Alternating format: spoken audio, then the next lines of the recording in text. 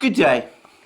Last 2 days in Ukraine, in my coverage of the conflict in Ukraine, I've been discussing principally the Russian missile strikes and the effects of those on Ukraine and on its energy infrastructure and the growing crisis that that's causing.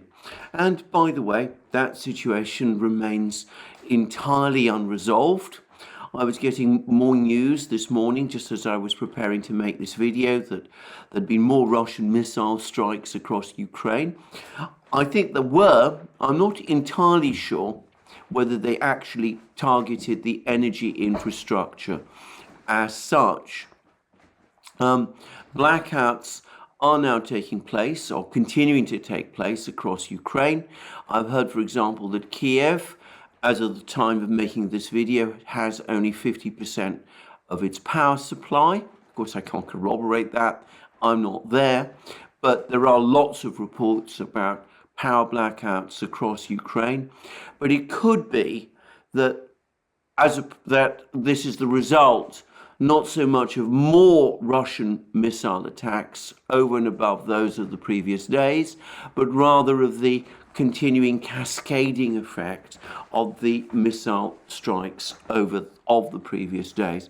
I've heard, for example, that some parts of the system are now breaking down and in some cases actually catching fire because of overloads caused by the attempts by the Ukrainian authorities to try to transmit too much electricity through too few exchange points. I'm not going to pretend, by the way, that I have much understanding of how energy systems work or the kind of infrastructure that's involved, but I think you get the general idea.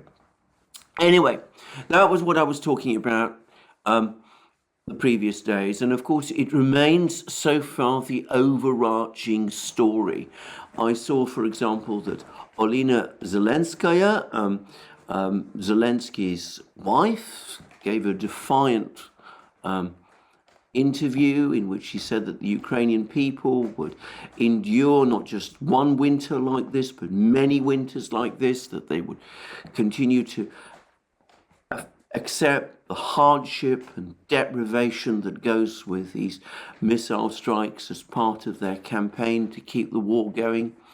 And of course, President Zelensky himself has now given an interview to the Financial Times in which he said that the only way the conflict can end in Ukraine is if all Ukrainian territory, including Crimea, is returned to Ukraine, and otherwise the war will continue and the conflict will continue, and the only way, in other words, for the conflict to end is through some kind of Ukrainian victory. So you're getting defiant statements from Ukraine, but the reality, the actual reality of the situation on the ground in Ukraine is a collapsing energy system, a collapsing financial and economic system.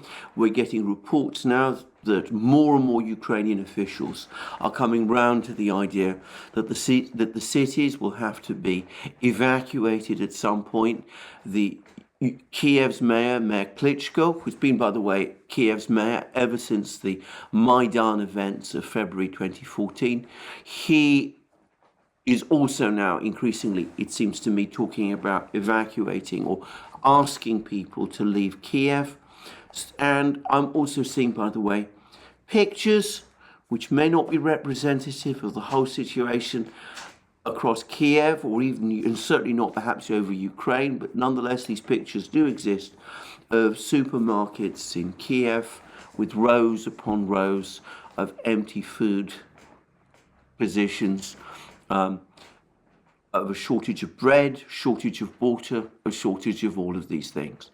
So this is the big story over the last couple of days. It's been, in fact, in some ways, the big story over the last couple of weeks, ever since the Russians began this systematic missile campaign against Ukraine's energy system back on the 10th of October. And there's no sign, as I said, that that's slackening off to any degree.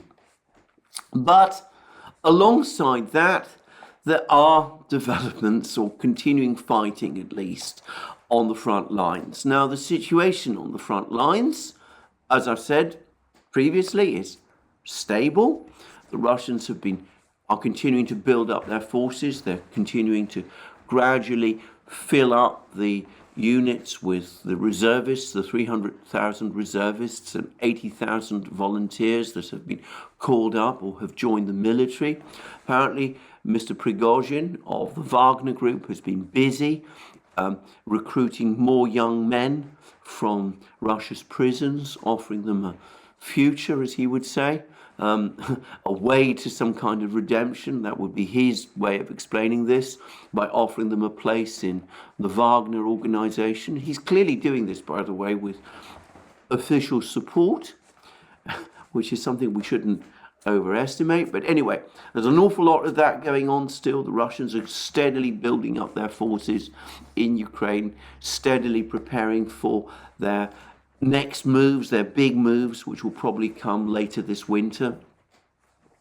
But overall, the situation has been stable on the front lines. And as I've said previously, given that the Russians are in the process of building up their reserves, building up their forces, sending more equipment to the front lines, all of those sort of things, given that that is so, I think one must acknowledge that it is in the Russian interest that things overall remain stable. Even if the Russians were in a position to conduct big offensives now, I suspect that they would not do so until all those reservists and fresh equipment had come. Because, of course, if you engage in big offensives, you are running your forces down, you're going to lose men, you're going to lose material, and you're going to tire the men who are engaged in all that fighting. And that will mean that when your big punch comes, it will be less strong than it would have been if you had waited until you were ready. So, as I said, it seems to me, looking at this, as far as I can see and understand it, that it is in the Russian interest that things remain stable on the front lines. But that doesn't mean that within that overall stability, things aren't happening. And in fact, Denis Pushilin, who is the head of the Donetsk People's Republic, one of the two breakaway regions of the Donbass that, according to Russian law, are now incorporated within Russia. Anyway, Denis Pushilin has said that the Russians are advancing all across their front line. Now, when Pushilin says this, one has to be careful because, of course, he's an active participant in this war. And also, one has to also say that he's probably not fully correct, because when he means what he means by the front line, I suspect probably means the front line in Donbass. I don't get the sense that, for example, that the Russians are carrying out any offensive operations in Zaporozhye region or in Eastern Kherson region or those sort of places. But there is some evidence, in fact, there's a good accumulation of evidence that the Russians are indeed pushing forward along the front lines in the Donbass. And we've just received reports earlier today that the Russians are either in the process of capturing or, and the latest reports strongly suggest this, have actually captured a small village called Novoselovskoye in northern Donbass, which is between the larger settlement of Svatovo and Kupyansk. Kupyansk being a town, one of the towns that was captured by Ukraine over the course of its Kharkiv offensive, which took place, of course, principally in September. And this is an interesting pointer perhaps to the way things are going, because after the fall of Kupyansk, and especially after the Ukrainian recapture of Liman, there was widespread expectations that the Ukrainian army was going to continue its advance, and there was lots of discussion about what they were going to do, both in Ukrainian channels and in Russian channels. A lot of this picked up by Western commentators like the Institute for the Study of War and the British Ministry of Defense, for example. And there was a general agreement that the Ukrainians would try to break in to northern Lugansk region, that they would try to advance on the towns of Severodonetsk and Lysychansk, which the Russians, of course, captured earlier in the war, back in June, back at the end of June, and that this would be achieved also through the capture of Kremena, a village in this area, and also Svatovo, both of which supposedly stood astride the Russian communications and logistical chains. I have to say, and I'm on record of saying this, I was much more skeptical that either Svatovo or Kremena were quite as important as some of these commentaries implied. But that was what people back in September, early October, were expecting the Ukrainians to do, that they were going to advance on Svatovo and on Kremena, cut off Russia's communications, and then launch a further advance towards Lysychansk and perhaps Severodonetsk, and conceivably even try to recapture those two places. I have to say, I always thought that those kind of operations were beyond Ukraine's reach, but that was what a lot of people were saying was going to happen. In fact, what has happened instead is that the Ukrainians have indeed launched multiple attacks towards both Svatovo and Kremena, and every one of those attacks has been repulsed, and repulsed apparently with heavy losses. And there are reports, by the way, that the Russian defenses in this area have been getting stronger, that they've been firming up all the time. And of course, General Surovikin, the overall Russian commander-in-chief, in that interview he gave more than a month ago now to Russia 1 television, spoke about fortifying the front lines as being one of his priorities, and undoubtedly he meant in part the front lines in this region. Now, the point about the possible or apparent capture of Novoselovskoye, and there doesn't seem to be much disagreement that the Russians are indeed attacking this place, and it's a small place, is that, of course, it being between Svatovo and Kupyansk, it's going to make it more difficult for the Ukrainians to advance on Svatovo. It doesn't mean that it's impossible, but it does mean that there's now this village or settlement in the way, which the Russians can fortify and support, and it means that the prospect of capturing Svatovo, however important or not that place actually is, that goal, that objective is starting to recede. There is perhaps another further factor, which is, of course, that this whole Ukrainian offensive properly started in the attack on Kharkiv region in September. At that time, when the Ukrainians launched their attack on Kharkiv, on Balakleya, and further towards Izium, and eventually Kupyansk, which of course they eventually captured. Up to that point, all the focus had been on Kherson region. This was the place which everybody thought would be the centerpiece of Ukraine's offensive. And instead, Ukrainians got bogged down at the early part of September in attrition battles in Kherson region, which caused them enormous casualties, whereas it turned out instead that they were also going to launch this offensive in Kharkiv region towards ETHEREUM and Kupyansk.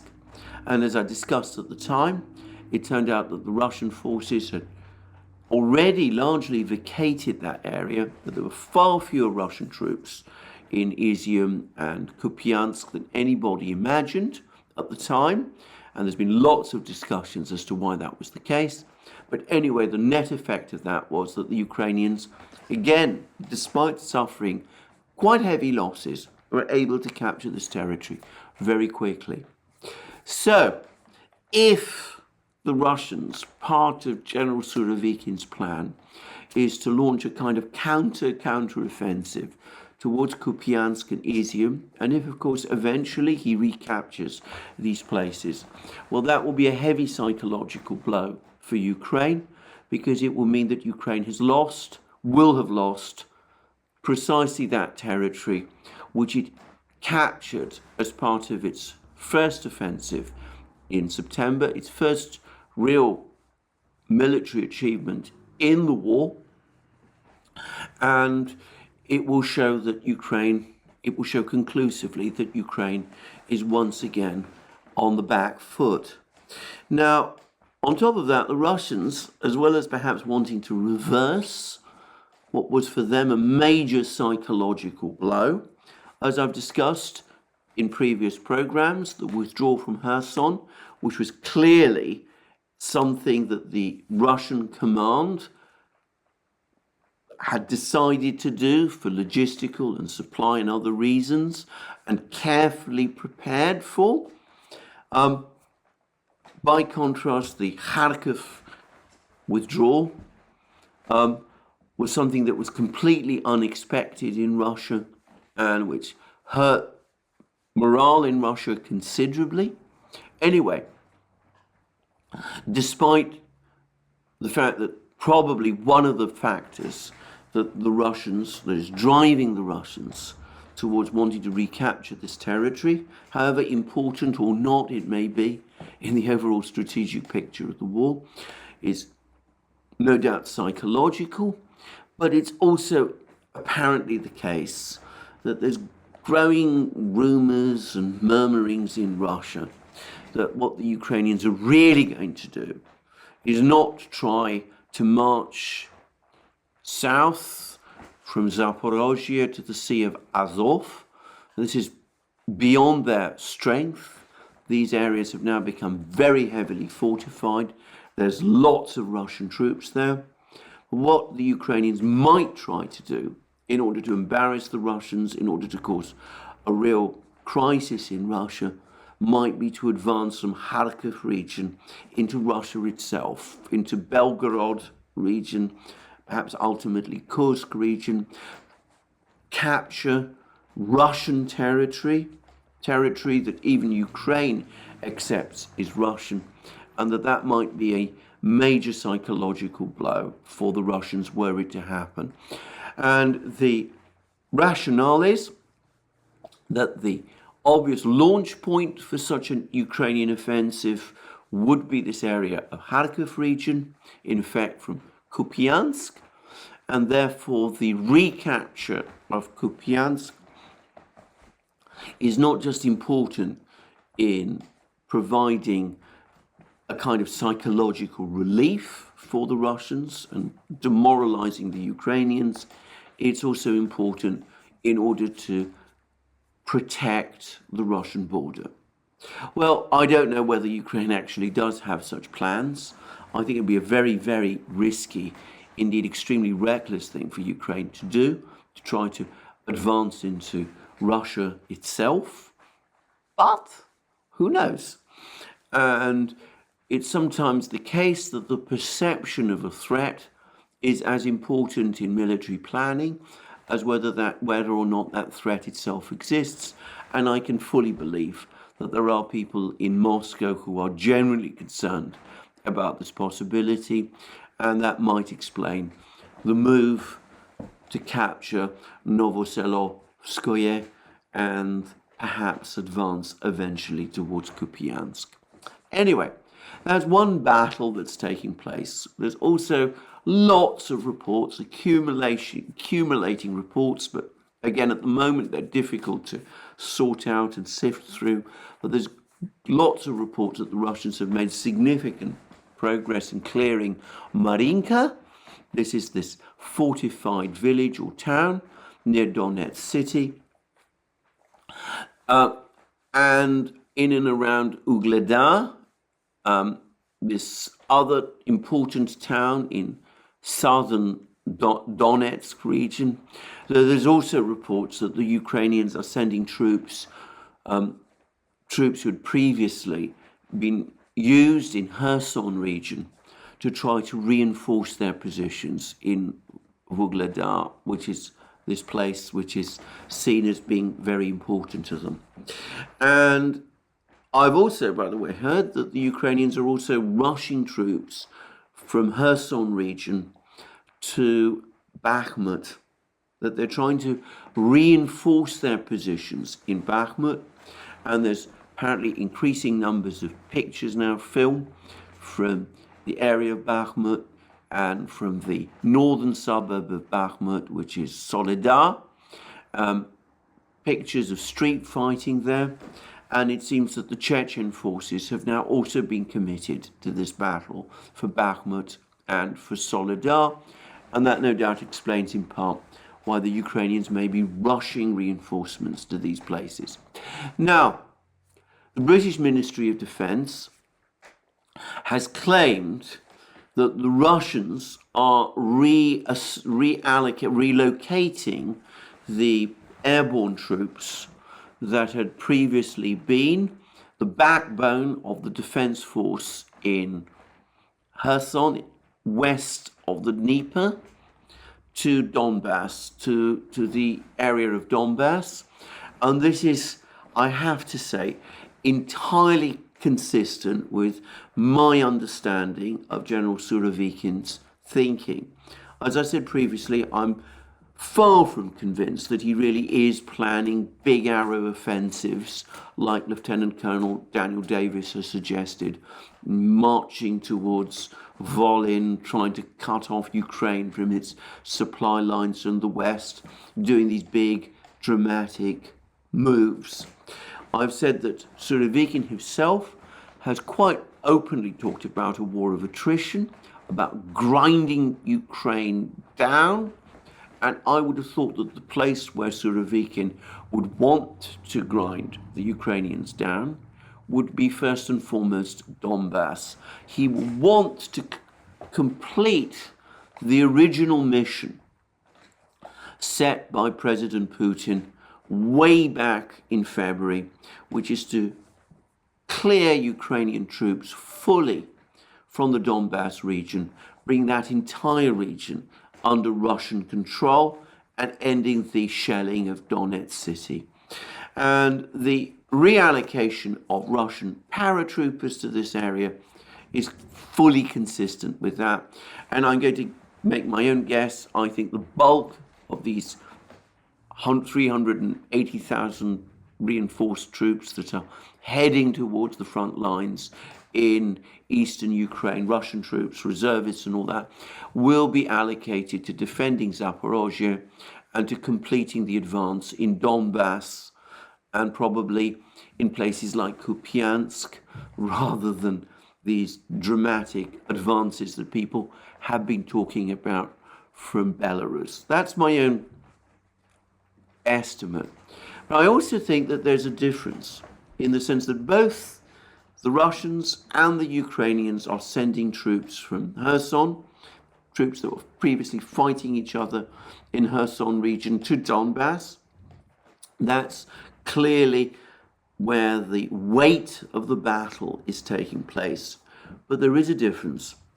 And I think that difference is in two parts. Firstly, we should be very clear that the Russian forces that are heading towards Donbass are of far greater number than the Ukrainian forces that were previously at Kherson region. Now, nobody has ever come up with a complete number, an accurate number of the forces in Kherson region. It's been Ukrainian forces in Kherson region. I've read figures of up to 60,000 men there. But of course, some of them have been allocated to Zaporozhye. Some of them have been allocated to defend Vuhledar. Others, as I said, are heading to Bakhmut.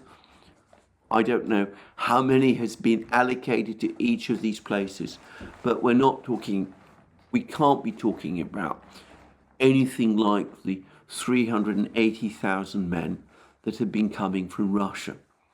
And of course, if we're talking about the airborne troops from Kherson region west of the Dnieper, well, we're talking about perhaps 25,000 of these. But it seems that unlike the Ukrainian forces, who are going to be deployed almost immediately to try to defend Bakhmut and Vuhledar, in other words, who are not going to be given much rest time, much time to reorganize, retrain, refresh, it looks as if these airborne troops are being held back for the time being, though they are being given time to refit, retrain, refresh, rest before they are thrown into the battle. So there is already, it seems to me, a clear difference between the way in which the Russians and the Ukrainians are operating at the moment in eastern Ukraine, in Donbass. Well, of course, the Russians don't consider this to be eastern Ukraine anymore.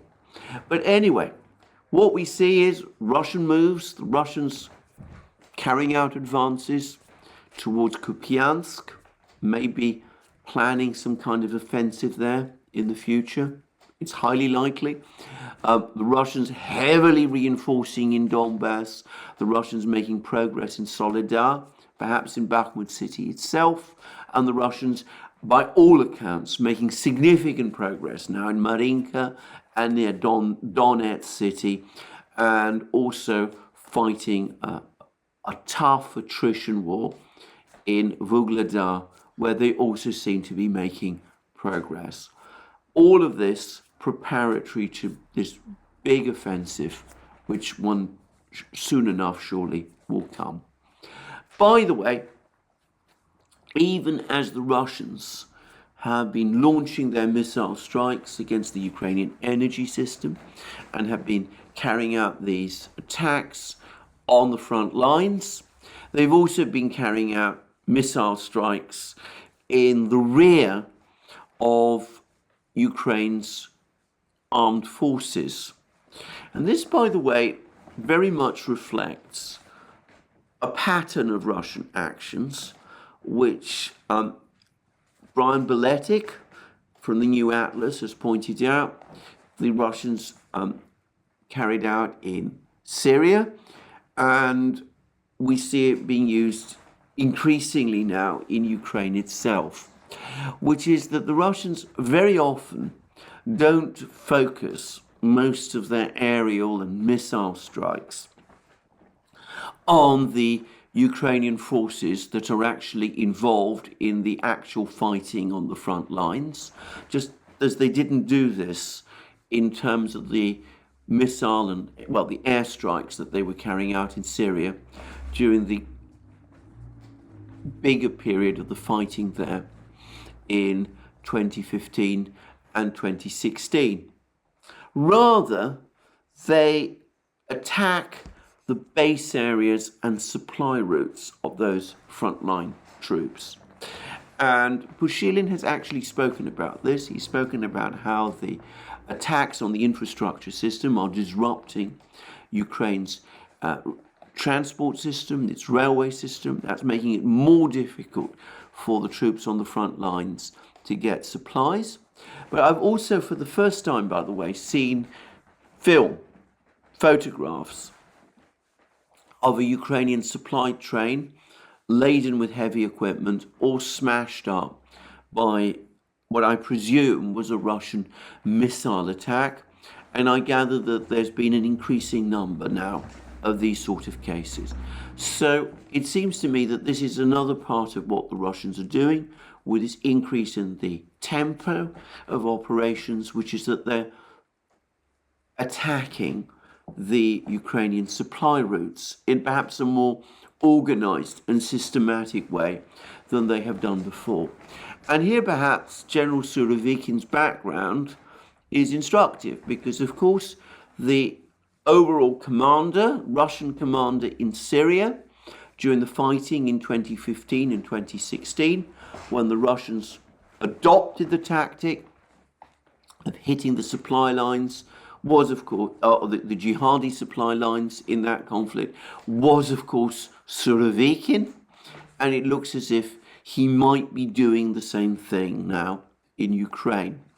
And there's also been a large flurry of Russian missile and airstrikes on Kherson region west of the Dnieper, the very area that the Russians withdrew from a few weeks ago and which the Ukrainians have reoccupied. And the Ukrainians have been trying to move artillery to the west bank of the Dnieper. They find themselves constantly shelled by Russian artillery on the east bank. And as I've discussed, they're suffering heavy losses, and their whole control of this area seems to be fairly tenuous. And we're now seeing Russian missile strikes being carried out against them all the time. So that's, I think, a reasonable summary of the situation on the front lines. Of course, it's not only a war that's been fought with weapons, with battles. We get lots going on all the time in the field of diplomacy, in the field of action that's economic action. And interestingly enough, it looks as if the European Union is now coming apart on this whole idea of the oil price cap. There doesn't seem to be any consensus about this. The Poles want to set the cap on Russian oil at $30, which is a ridiculous figure. The Greeks, the Maltese, the Cypriots, other countries that have big shipping industries want to set it at $70 a barrel, which would be consistent with the existing market price for Russian oil. It's now apparently accepted that Russian oil that is transferred at sea from one ship to another or from one place to another, but goes through all the usual thing. Well, that's not going to be covered by this at all. This whole plan is starting to have more exemptions than a Swiss cheese has holes. I've just seen a report that Hungary is claiming that the oil that continues to be supplied to Hungary by pipeline from Russia, via the Druzhba pipeline across Ukraine, by the way, that won't also be susceptible to an oil price cap, something which I find astonishing. That this whole plan, never a rational or a sensible plan, is starting to creak and break down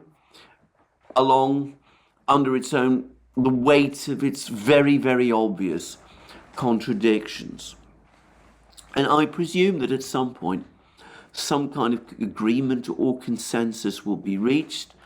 But the Russians have already said that it looks increasingly as if the Europeans, the objective now for the Europeans is not so much to achieve a real price cap, an enforceable price cap, but rather to come to an agreement with each other. In other words, the objective is no longer any more inflicting real economic injury on the Russians, something which even European officials have quietly conceded amongst each other is beyond their reach. It is instead papering over the increasing cracks that this whole oil price cap idea is creating for them. Now, when the oil price cap was first proposed by Janet Yellen, I think back in March, most of the European countries at that time, including Germany, by the way, rejected it. They said it would be unworkable. And they were right. Instead, of course, the Germans and Ursula von der Leyen, the EU Commission President, went for the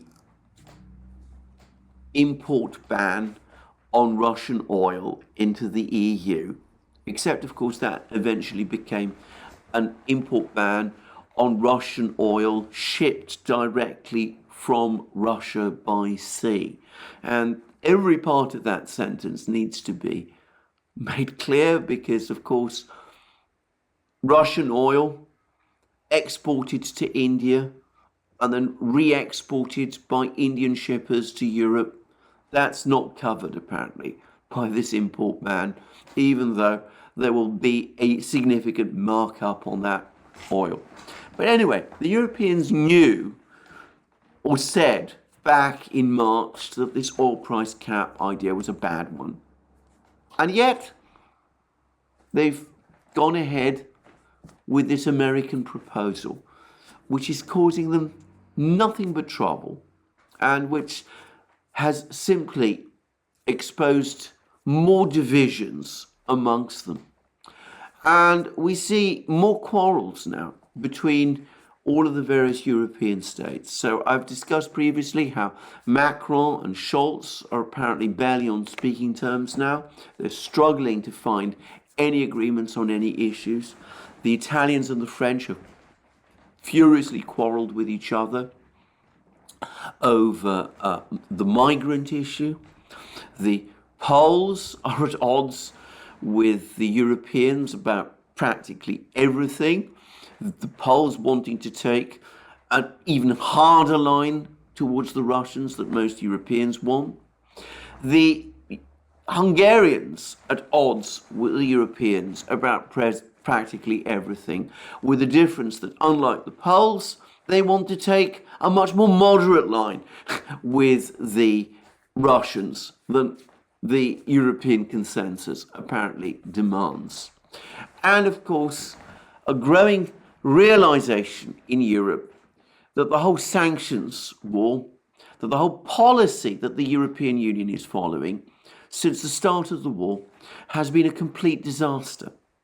There is a massive increase in energy prices, and with the weather becoming colder, I've now seen data which shows that the gas reserves that the Germans built up, the Europeans built up in advance of the winter, that they're becoming depleted. Perhaps it'll be enough gas there to eke out the winter, but there doesn't seem to be any clear idea about what to do after that. The option of refilling those reserves with gas from Russia having gone. So we have this complicated situation with the gas. By the way, Ursula von der Leyen, the European Commission President, has said that there are no restrictions on imports of gas from Russia. There's no sanctions on importing gas from Russia, except, of course, no explanation of how that gas is going to come from Russia. Nord Stream 1 and Nord Stream 2 having been shut down, the Yamal pipeline no longer working, the Russians now starting to take steps against the Druzhba pipeline, all of that. So the sanctions have not achieved the effects that the Europeans expected. They've come back and they've hurt them. They've hurt them badly. And now we're starting to see growing criticism in Europe of the United States. And we've had a whole series of comments from French officials, from German officials including Robert Habeck, of course, the German Vice Chancellor, the Green politician who's been at the forefront of waging the sanctions war against Russia. Well, Habeck is angrily talking about how the Americans are sending overpriced LNG to Europe, that the cost of LNG supplied by the US to Europe is too high. And now we've seen the sudden panic reaction in Europe that President Biden's anti-inflation bill with its enormous green subsidies is acting as a massive inducement to European industry to relocate to the United States. And just before I made this program, this whole issue of President Biden and his subsidy to industry to develop green technologies in the United States, well, that suddenly become the headline story in the Financial Times. And we're reading about an existential threat to European industry from all of this, and this subsidy that President Biden is supposedly proposing. And we also read that this is all in the Financial Times, mind you, that the Europeans are now desperately looking for some way to set up their own subsidy mechanism to counter America's subsidies, the subsidies America is providing to industries that relocate to the United States. So it's beginning to look as if, under the pressure of this conflict, because let us be very clear, all of these events are connected.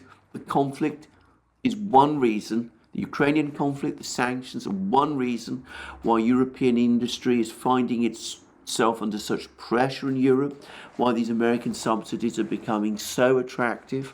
So European subsidies will not only have to at least match what the Americans are offering in terms of subsidies, they will logically have to exceed it, and exceed it substantially to make up for the difference in energy costs. So we are looking at an enormous subsidy package.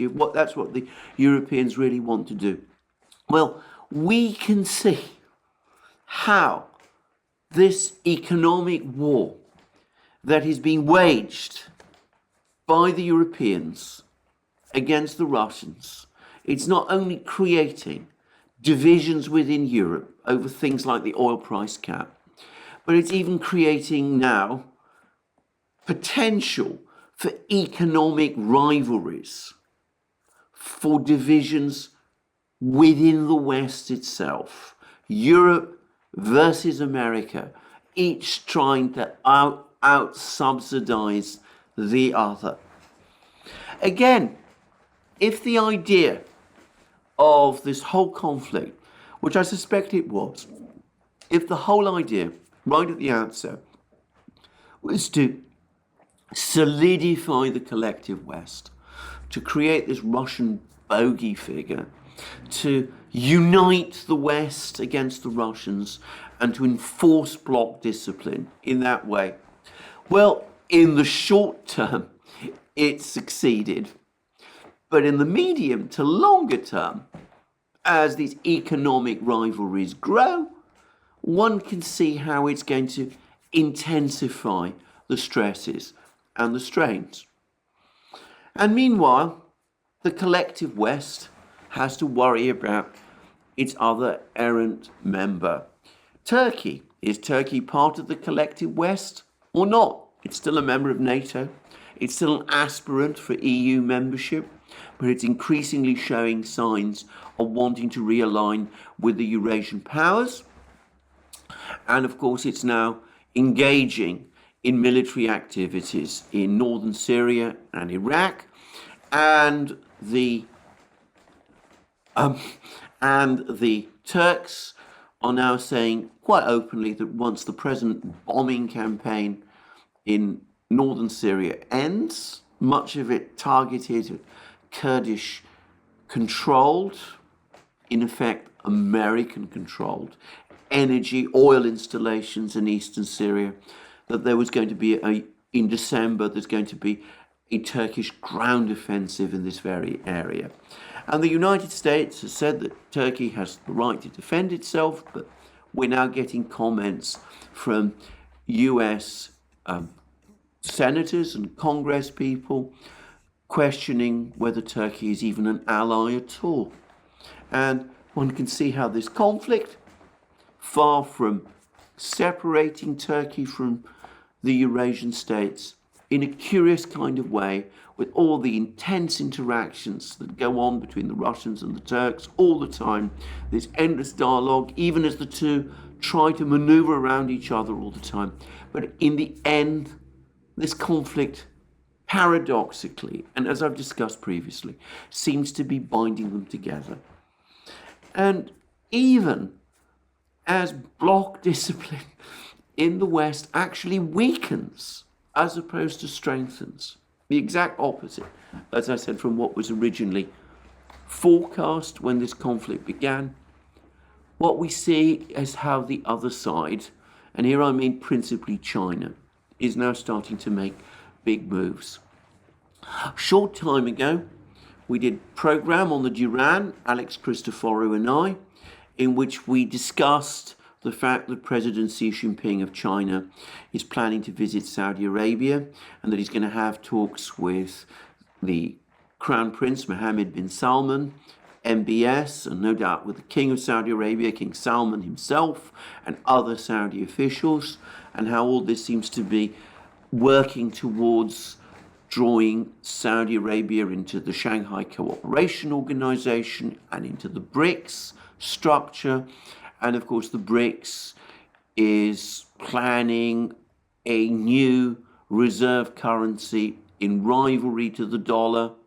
And of course, if Saudi Arabia were to demand payment for its oil in this reserve currency, which it would logically want to do if it became part of the BRICS, that would be a major blow against the dollar's position as a reserve currency.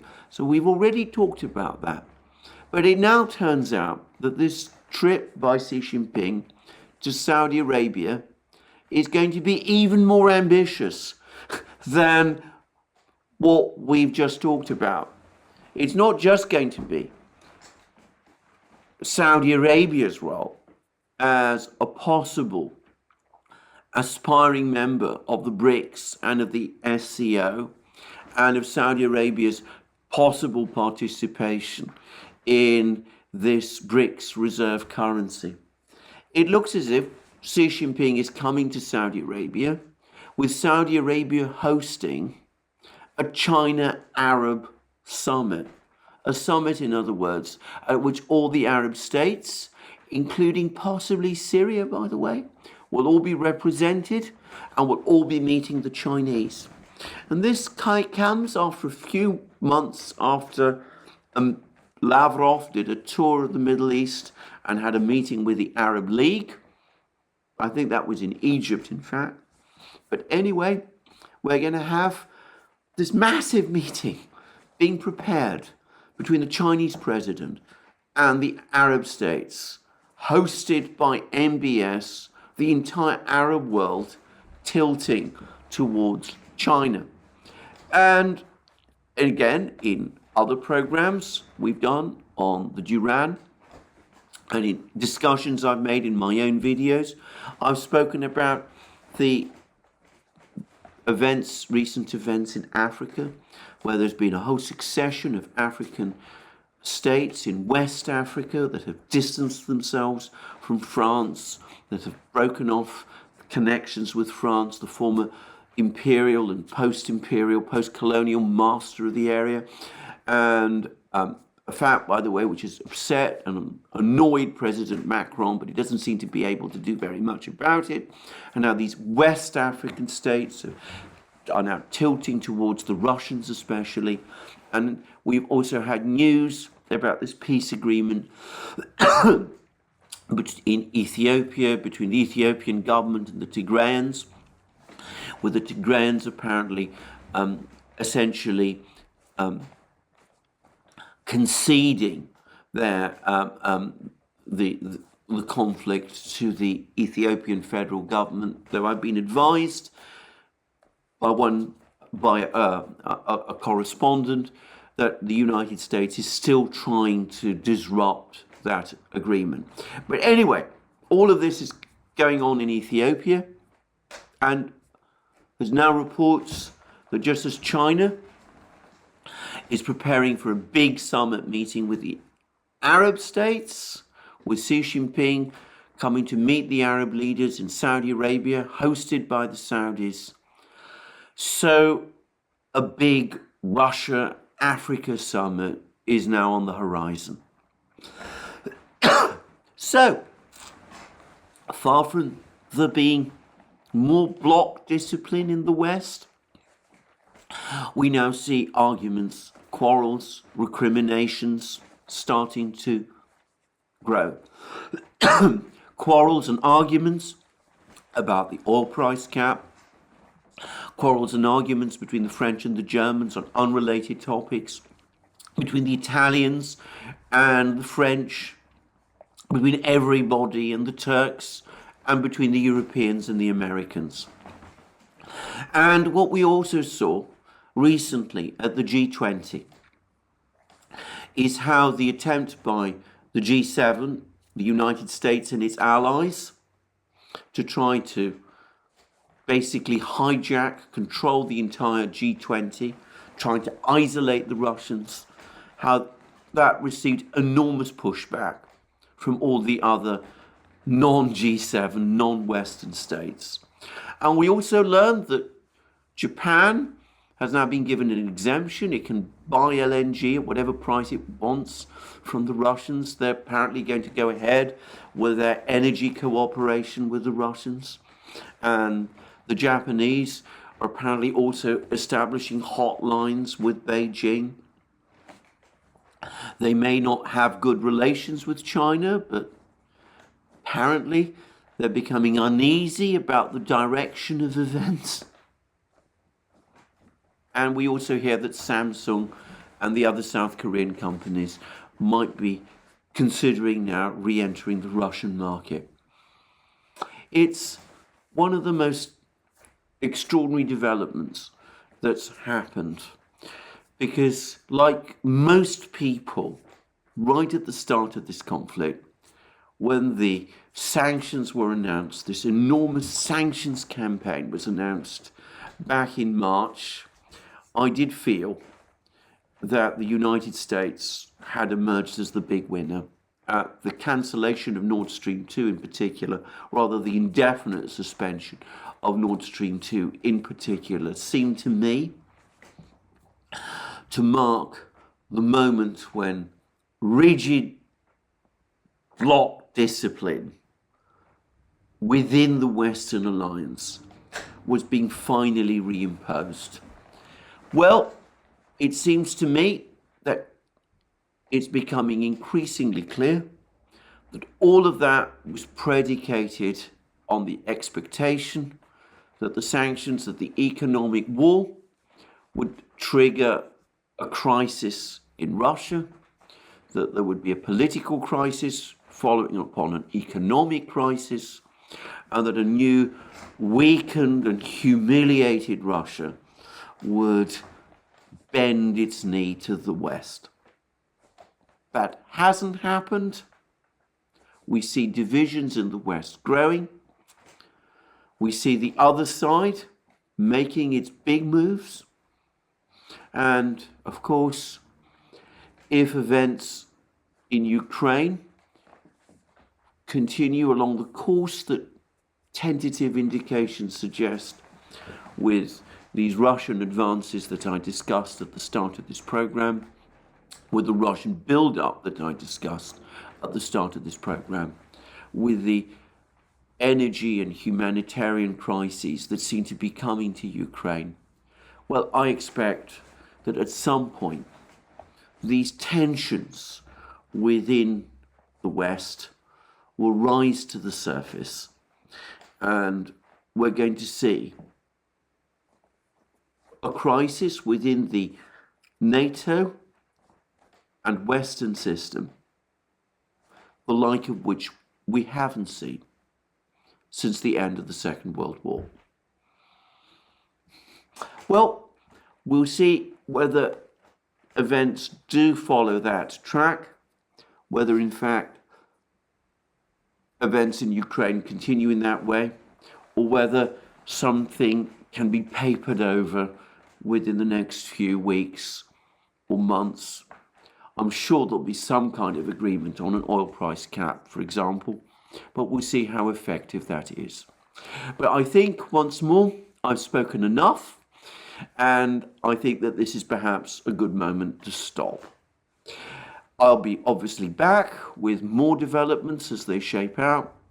In the meantime, let me remind you that you can catch up with all of our programs on Locals, Rumble, BitChute, ODYSEE, Rockfin and Telegram. You can follow all our videos there. You can participate in my Wednesday live streams on Locals. They are exclusive to Locals.